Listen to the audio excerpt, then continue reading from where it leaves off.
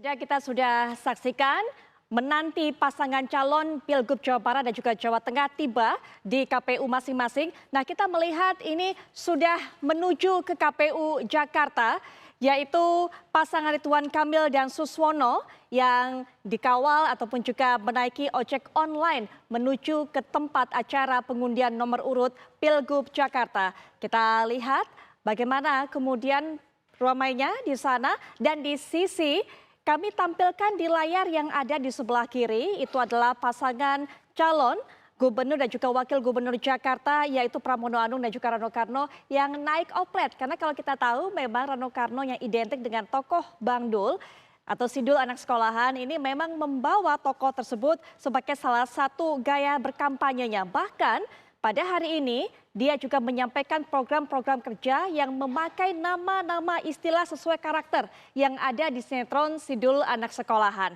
Ada yang namanya programnya adalah Maknya yang juga merupakan ini makan gratis bagi para pekerja. Kemudian ada yang namanya adalah programnya Atun ataupun juga itu terkait dengan tunjangan. Nah, kita lihat kembali, kami sajikan kepada Anda bagaimana perjalanan yang dilakukan oleh masing-masing pasangan calon gubernur dan juga wakil gubernur Jakarta. Yang di sebelah kanan Anda bisa lihat menaiki ojek online, dikawal juga oleh para pendukungnya tentunya, dan juga para simpatisan dari partai-partai pengusung pasangan Ridwan Kamil dan Suswono, yaitu partai-partai Kim Plus. Ini mengawal ada di belakang dari Ridwan Kamil dan juga Suswono. Sementara kalau kita lihat sibuk melambaikan tangan dan juga menyapa warga yang ada ataupun juga berdiri sekitar kanan kiri jalan tempat dari Rano Karno dan juga Pramono Anung ini melintas dengan oplet yang seperti yang sudah saya sampaikan ini identik dengan tokoh Sidul anak sekolahan yang juga menjadi branding yang begitu kuat bagi Rano Karno. Dan diharapkan dengan branding ini, Rano Karno sepertinya ingin menunjukkan bahwa ia bisa mewakili para warga lokal Jakarta, kaum Betawi, yang diharapkan juga bisa memberikan suara, menyumbangkan suara yang begitu besar bagi pasangan ini, yaitu pasangan Pramono Anung dan juga Rano Karno. Sambil kita pantau perjalanan mereka untuk menuju ke KPU Jakarta, untuk bisa mengikuti pengundian nomor urut yang dijadwalkan berlangsung pada pukul 19 waktu Indonesia Barat. Saya sudah bersama dengan para narasumber di studio yang juga akan memberikan pandangannya mengenai bagaimana pada ataupun juga proses tahapan dari menjelang Pilgub yang berlangsung serentak nanti. Anda bisa memberikan hak pilih Anda pada 27 November mendatang. Sudah hadir di samping saya yaitu Mas Aditya Perdana selaku Direktur Eksekutif Pusat Kajian Politik Universitas Indonesia. Selamat malam Mas Aditya. Malam, Mbak. Baik, selain Mas Aditya juga kita sudah kedatangan pengamat politik yaitu Mas Yunarto Wijaya yang juga nanti akan memberikan pandangan termasuk peta para pendukung ini seperti apa. Mas Toto, selamat malam Mas Toto. Selamat malam. Baik, Mas Toto, kita bicara kalau kita lihat saat ini sudah sampai pada tahapan berikutnya, tahapan pengundian nomor urut. Kalau kemarin melihat dinamikanya seperti apa sehingga kemudian warga Jakarta akhirnya memiliki 3 pasangan calon ini. Karena sampai saat ini masih terus terdengar warga Jakarta masih mengatakan, wah ini calon yang maju belum bisa mewakili suara-suara kami, bukan ini yang kami inginkan. Mas Toto. Ya, Pilkada DKI ini kalau kita lihat dari 2012, 2017, dan 2024 ini selalu penuh dengan drama kejutan ya. Baik dilihat dari sisi pencalonan ataupun dari sisi hasilnya. Artinya kalau kita bicara pencalonan selalu ada tiba-tiba yang dimajukan itu yang tidak disangka-sangka. Kalau kita lihat majunya misalnya Jokowi Ahok tidak disangka-sangka. Saat itu orang semua menyangka akan mengerucut hanya kepada Fauzi Bowo. Lalu 2017 siapa yang menyangka Anies Baswedan lalu kemudian maju dan kemudian bahkan memenangkan pertarungan. Saat itu yang melawan incumbent Ahok dengan angka kuat sekali. 2017 sama, ketika orang menerka harusnya ini mungkin bisa jadi pertarungan Ahok lawan Anies jilid kedua, dua-duanya tidak maju. Lalu yang dimajukan misalnya di Kim Plus, sosok yang harusnya maju di Jawa Barat. Lalu sempat muncul drama Kim Plus seperti ingin melawan kota kosong atau calon boneka katakanlah. Karena Dharma Pongrekun verifikasi awal tidak lolos, tiba-tiba lolos. Dramanya kemudian di level nasional dulu nih. Lalu kemudian terjadi keputusan MK, lalu rencana revisi undang-undang pilkada, gelombang besar demonstrasi, menggagalkan rencana revisi undang-undang pilkada yang menyebabkan kemudian pasangan atau partai yang kayaknya mau dijegal itu ternyata bisa maju. Saat itu orang masih menduga Anies Baswedan. Ternyata mengejutkan lagi, bukan Anies Baswedan juga. Dan bukan Ahok juga, karena orang tadi berpikir kalau PDI Perjuangan tidak memajukan Anies, yang dimajukan adalah Ahok begitu ya. Yang dimunculkan adalah sosok yang ternyata adalah seorang menteri, tidak disangka-sangka menjadi manusia elektoral. Di situ muncul Pramono Anung. Dan itu yang menyebabkan banyak sekali variabel abu-abu, variabel misteri yang menurut saya belum bisa kita duga. Apalagi rilis survei kemarin menurut saya cukup mengagetkan ya. Pramono Anung ini saya pikir tidak terlalu dikenal oleh kalangan masyarakat awam. Karena terlalu lama menjadi menteri, bukan makhluk elektoral yang ikut pilkada, pilpres.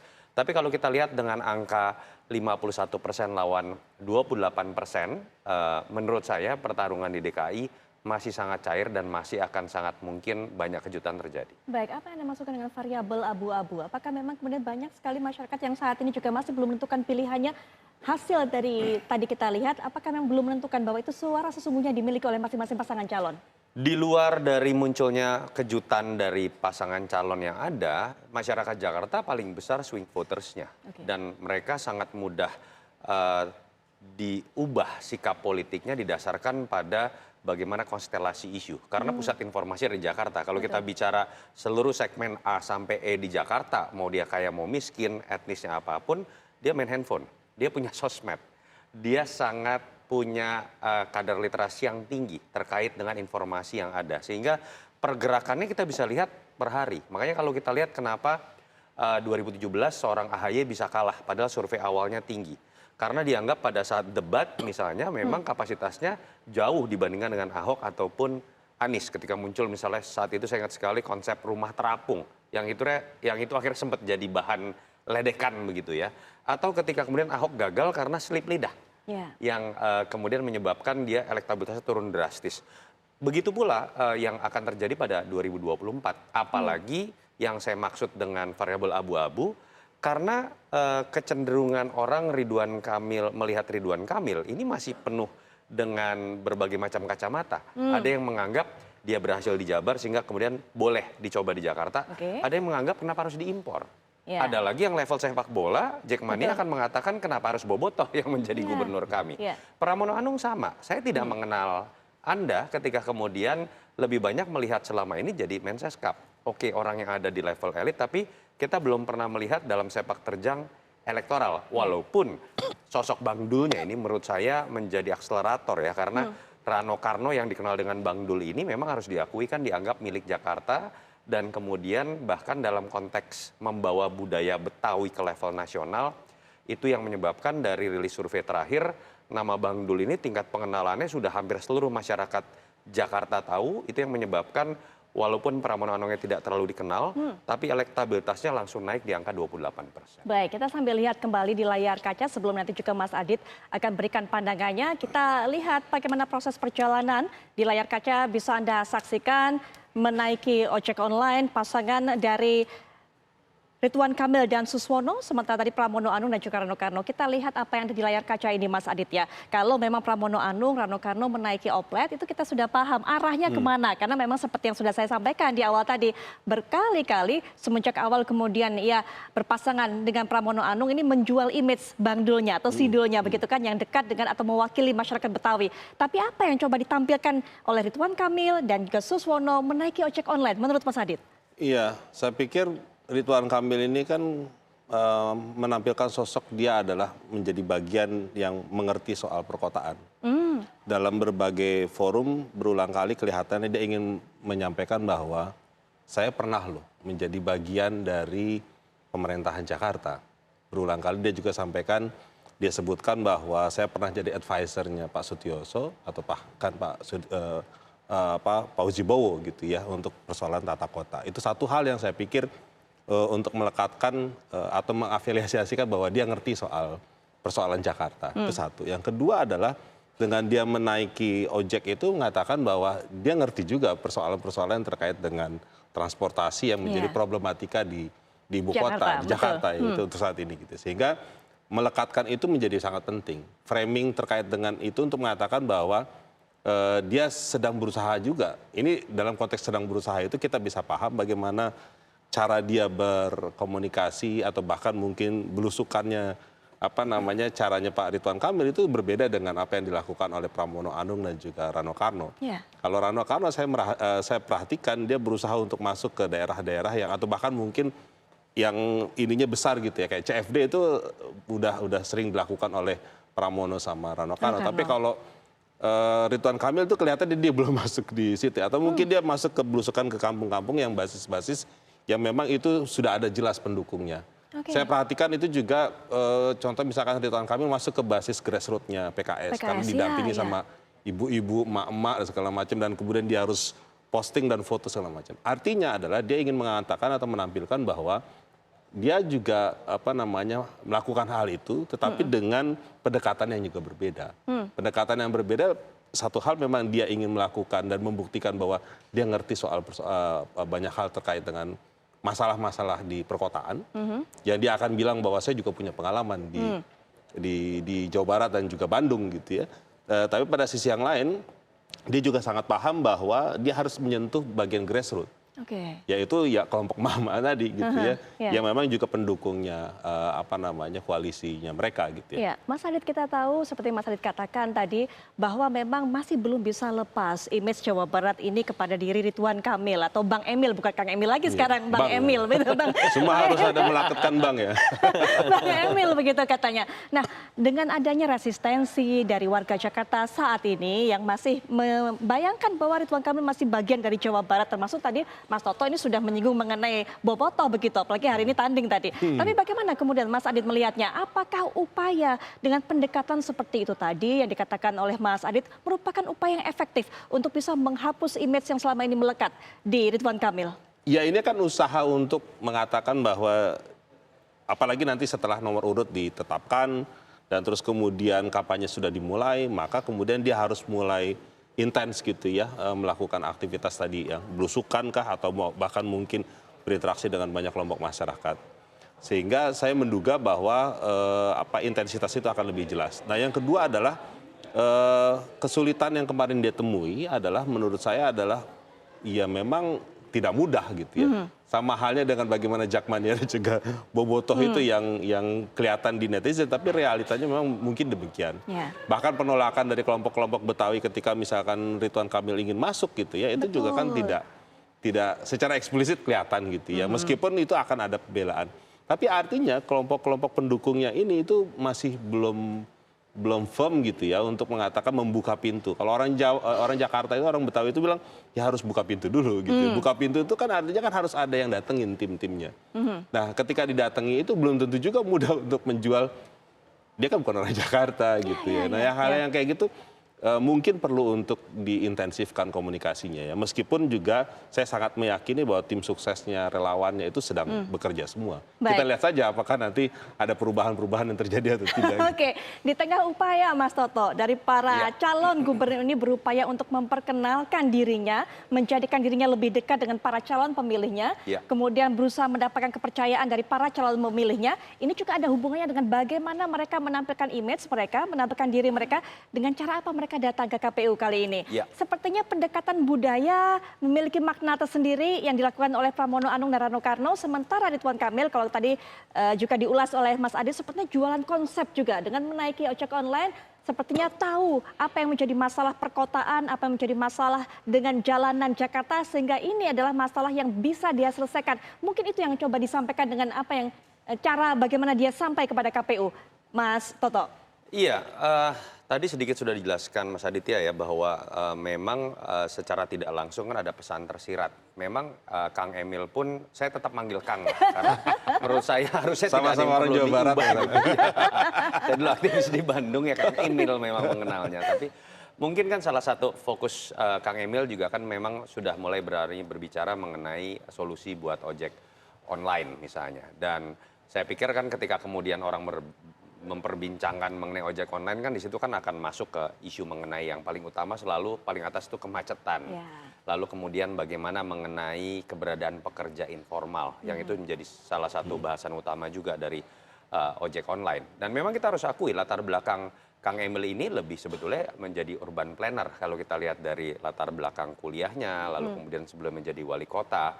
Dan itu yang mungkin akan jadi justifikasi. Saya diimport, betul, harusnya di Jabar tapi jadi kemudian di Jakarta.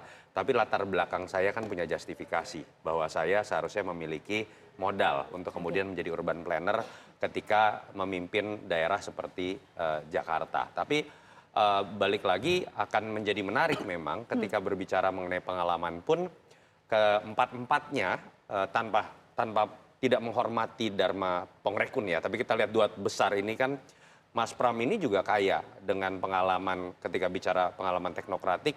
Orang ketika melihat dia menjadi Setkap misalnya, itu sampai agak lupa bahwa dia PDI Perjuangan. Dia cenderung lebih dilihat dalam kapasitasnya sebagai seorang teknokrat menjadi Setkap.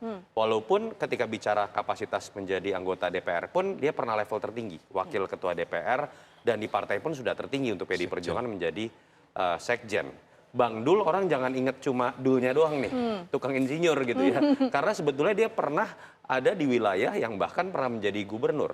Pernah juga jadi wakil gubernur. Artinya kita nggak bisa melihat Bang Dul ini sebatas seorang budayawan. Sebatas Dul yang ada di film yang mewakili kalangan Betawi. Tapi pengalaman teknokratis dan juga terkait dengan bagaimana mengelola anggaran, sebetulnya itu bahkan lebih punya pengalaman di bidang eksekutif dibandingkan Mas Pram sendiri.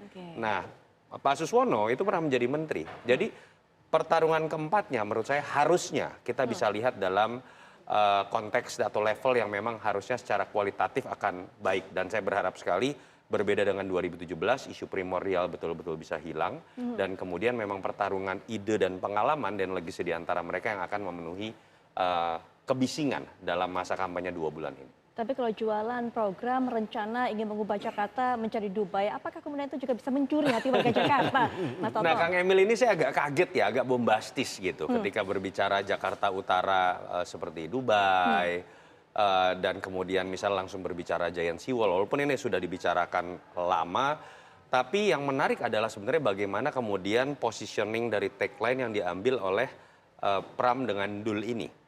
Tagline-nya ini lucu sekali, menarik menurut saya secara marketing politik, kagak ribet dah gitu, selain Jakarta menyala. Saya pikir ini sebuah sindiran keras, bahwa ketika Anda rempong berbicara mengenai mobil curhat, mengenai Jakarta Utara menjadi Dubai, saya bicara yang kagak ribet dah yang ada di depan mata kita, dan saya tidak bercita-cita, kami tidak bercita-cita menjadi Jakarta baru, seperti tagline-nya Kang Emil. Karena kemudian yang dilakukan pertama-tama secara komunikasi politik, pasangan Pram dan Dul ini adalah sowan kepada kepada hampir semua mantan gubernur, kepada Bang Yos, kepada Bang Foke, kepada Ahok, sempat tidak sengaja bertemu dengan Anies dan katanya akan sowan ke Anies. Artinya mereka memang ingin mengakui terlebih dahulu gubernur sebelum masing-masing punya legasi, kami akan teruskan. Yang kurang baru kemudian akan kami buat program barunya. Kang Emil menurut saya agak riskan dengan masuk kepada tagline Jakarta baru. Walaupun seingat saya tagline itu muncul ketika putusan MK belum keluar. Saat itu hampir pasti Anies tidak bisa maju, kira-kira seperti itu ya. Dan ketika memutuskan menjadi Jakarta baru, ini kan artinya memposisikan diri sebagai antitesisnya Anies. Karena artinya saya mengambil posisi mengubah Jakarta seperti yang sudah dibangun oleh gubernur sebelumnya. Menurut saya ini riskan sekali buat di mata anak Abah, ini kan seperti menjadi mengambil positioning antitesis. Jangan-jangan di mata Ahokers juga sama. Loh, Anda pengen ubah Jakarta nih yang sebagian diantaranya sudah bagus. Itu yang menyebabkan beban buat Kang Emil lebih besar. Oke, Jakarta baru seperti apa yang kemudian orang melihatnya kan bombastis berarti nih. Ya mungkin seperti, saya nggak tahu ya kalau Jakarta Utara Dubai, apakah Jakarta Barat New York gitu kan gitu ya. Tapi itu beban yang menurut saya Kang Emil harus selesaikan. Tapi dengan latar belakang sebagai urban planner, saya pikir seorang dosen juga dan pengalaman birokratis, ya tantangan ini harusnya bisa kemudian dijawab oleh Kang Emil. Ya baik, sepertinya juga para pasangan calon sudah tiba di gedung KPU Jakarta untuk segera melaksanakan pengundian nomor urut karena memang jadwalnya sekitar ya lebih kurang 15 menit lagi pukul 19 waktu Indonesia Barat dijadwalkan akan dilakukan pengundian nomor urut. Bagaimana mekanisme, bagaimana tahapannya? Tadi rekan-rekan kami dari berbagai daerah sudah mengatakan ataupun juga sudah menceritakan bagaimana prosesnya kepada Anda pemirsa, sudah menjelaskan dan sama memang di setiap daerah, di provinsi ataupun juga di tingkat di bawahnya. Kita lihat bagaimana pengawalan yang ketat memang disiagakan ini dari pihak kepolisian berjaga untuk mengamankan lokasi pengundian nomor urut. Dan inilah dia calon gubernur, calon wakil gubernur independen, Dharma Pongrekun Kunwardana. Kalau lihat senyumnya cukup rileks, cukup bisa melambaikan tangan kepada semua yang ada di situ. Apa ini? Kalau Mas Adit lihat, cukup percaya diri kah kemudian atau sebenarnya nothing tulus aja ini? Ya, saya pikir calon independen ini kan kelihatannya ya nothing tulus ya, tanpa beban gitu ya. Karena memang masuk di putaran terakhir ya yang memang di luar perkiraan juga gitu. Karena memang kalau misalkan kemarin setting yang tadi disampaikan oleh Mas Toto gitu ya, itu kan mereka tentu menjadi bagian dari skenario untuk mengatakan bahwa 2 calon cukup gitu ya, meskipun juga peluangnya juga sama rendahnya gitu ya. Tapi artinya ini kan untuk mengikis persoalan untuk terkait dengan calon tunggal. Tapi artinya calon independen ini kan sebagai sebuah yang kalau kita perhatikan tradisinya memang sudah ada juga. Di Jakarta kan juga beberapa kali kita perhatikan sudah pernah ya calon independen itu meskipun memang belum pernah ada pengalaman untuk menang juga gitu ya. Jadi saya pikir kalau saya merasa bahwa ya ini bagian proses yang menarik gitu ya. Meskipun mereka sendiri ketika kemarin berproses juga menghadapi persoalan juga serius gitu ya yang terkait dengan NIK-nya yang kemudian dicek sana sini yang menjadi masalah gitu ya.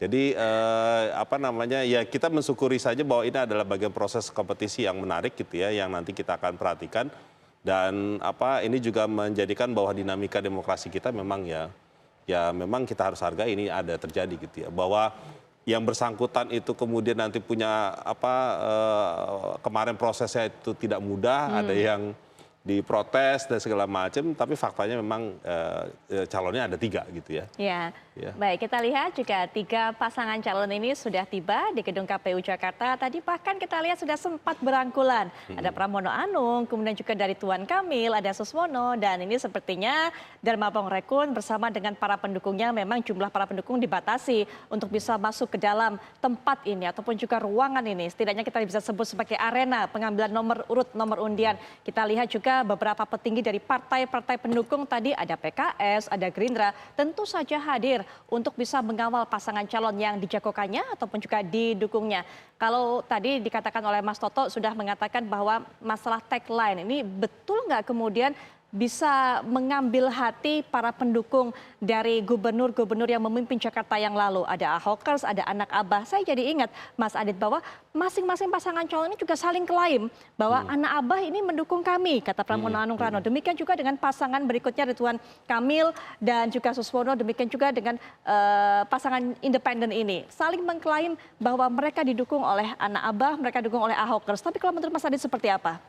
Karena memang sebelum putusan MK itu ketika calon tunggal terutama di Jakarta itu dimunculkan, banyak lembaga survei yang merilis terutama yang di Jakarta mengatakan bahwa nomor 1 kan Anies, ya, terus kemudian nomor 2 Ahok, yang ketiga Ridwan Kamil. Gitu ya. Jadi 2 ini Anies dan Ahok itu memang dalam posisi yang punya pemilih yang besar, signifikan, ya? besar. Betul, iya. Dan bahkan gapnya dengan Ridwan Kamil cukup besar, begitu Mas Adit? Nah, dalam konteks itu saya ingin mengatakan bahwa karena dengan potensi yang cukup besar itu, maka kemudian pasangan-pasangan ini berusaha untuk mengklaim juga gimana berupaya untuk bisa menarik simpatinya para pendukung yang tidak jadi calon tersebut gitu ya. Kalau mereka jadi calon, ya tentu akan jadi ancaman yang sebenarnya. Tapi ketika tidak calon, bagaimana caranya agar kemudian membuat mereka bisa ditarik gitu ya. Jadi itu kalau misalkan Ahok ya. Ahok taruhlah misalkan karena sudah ada calonnya yaitu segaris dengan PDIP, maka Pramono Rano mungkin akan garisnya ke sana. Tapi yang porsinya agak banyakan juga kan ada di Anies gitu ya. Karena Anies itu kemarin bisa sampai 40% ya Mas Toto ya. Jadi porsi ini menurut saya besar gitu ya. Sekarang Tinggal pertanyaannya adalah Anies itu mau bersikap netral Oke. atau dia punya berpihak mau dukung siapa. Nah itu kalau misalkan itu menjadi sangat penting juga bagi yang disebut dengan anak abah itu Anak menentukan abah. sikapnya gitu. Jadi Oke. itu sesuatu yang menarik ya nanti kita lihat. Baik, kita menantikan akan kemana para pendukung Anies Baswedan ini, anak abah. Nah, mengenai hal ini, pada pagi hari ini Anies Baswedan memberikan seruan kepada para pendukungnya. Siapa yang kira-kira akan didukung? Nanti kan kita bahas, tapi setelah jeda berikut ini. Kami segera kembali.